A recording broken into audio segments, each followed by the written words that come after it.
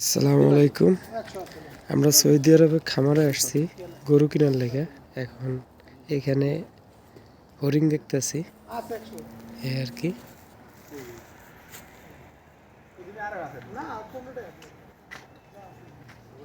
এখানে তিনটা গরু আছে। তিনটা গরুর মধ্যে এই কালো গরুটা আমরা কিনছি 11,500 রিয়াল দিয়া।